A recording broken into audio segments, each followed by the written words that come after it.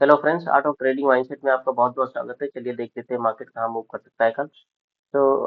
ये bank Nifty का daily candle है और मैं अभी मंथली कैंडल सबसे पहले लगा लेता हूँ। मंथली कैंडल अगर आप देखेंगे तो मंथली कैंडल में स्ट्रॉन्ग बाइंग है कुछ 1500 पॉइंट्स की।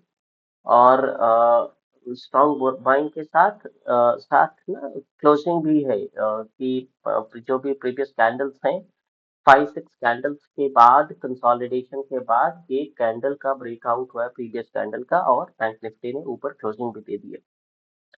अगर आप इसी को डेली कैंडल में देखेंगे तो डेली कैंडल में डब्ल्यू पैटर्न का फॉर्मेशन हो गया है।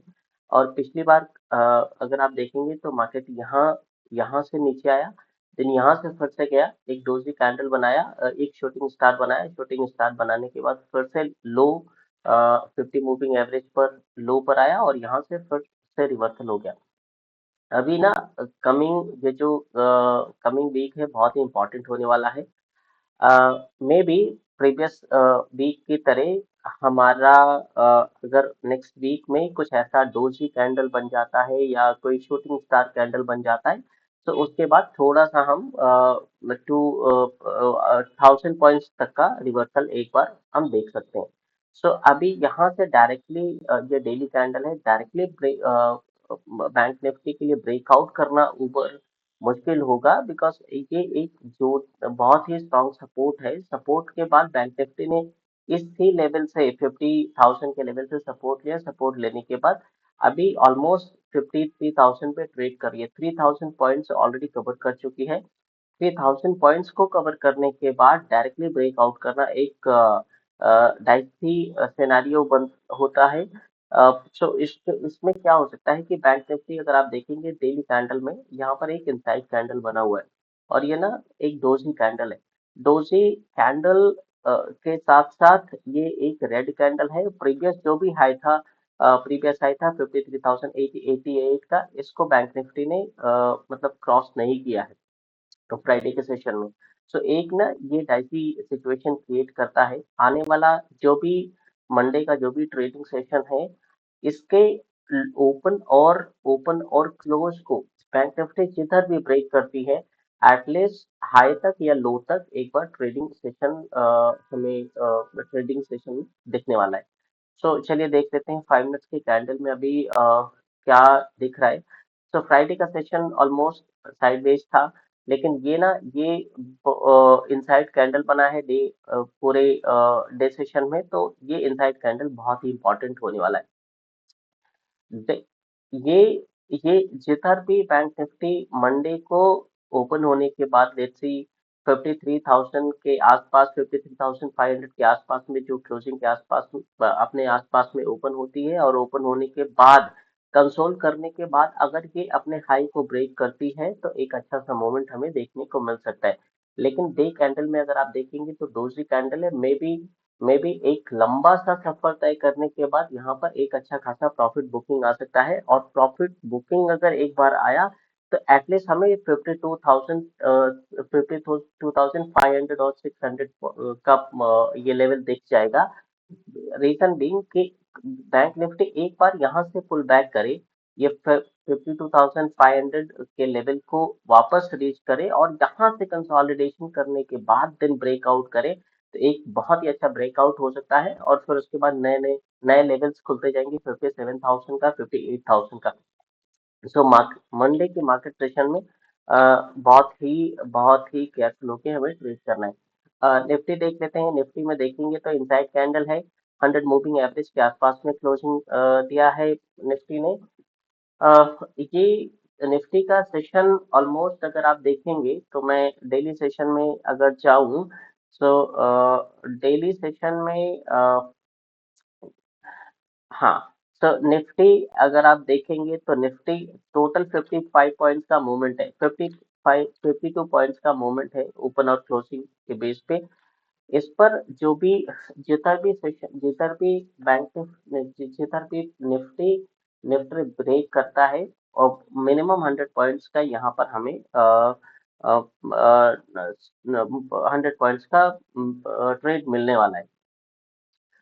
इसके लिए अगर आप 5 मिनट्स के कैंडल पर अगर देखेंगे तो 5 मिनट्स कैंडल कंप्लीटली साइडवेज है, एक अच्छा सा कंसोलिडेशन हुआ है यहाँ पे, और ये कंसोलिडेशन जितना ब्रेक करेगा एक अच्छा सा ट्रेड हमें मिलेगा।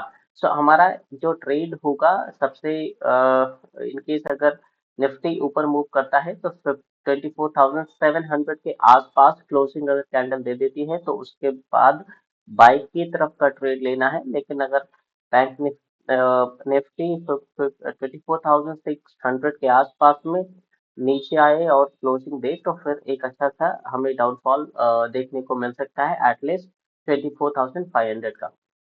सो मंडे का सेशन बहुत ही इम्पोर्टेंट होने वाला है। अगर आप देखेंगे तो बैंक निफ्टी का जो क्लोजिंग हुआ है जस्ट 125 पॉइंट्स में हुआ है ओपन और क्लोजिंग के बेसिस पे। तो ये ना कंसोलिडेशन जो है, कंसोलिडेशन के बाद अच्छा सा एक गेन या हमें डाउनफॉल दिखने वाला है। अब देख लेते हैं बैंकिंग सेक्टर में टोटल कितने की बाइंग हुई थी फ्राइडे को। अगर आप देखेंगे तो 16,364 करोड़ रुपीस की बाइंग हुई थी फ्राइडे के सेशन में।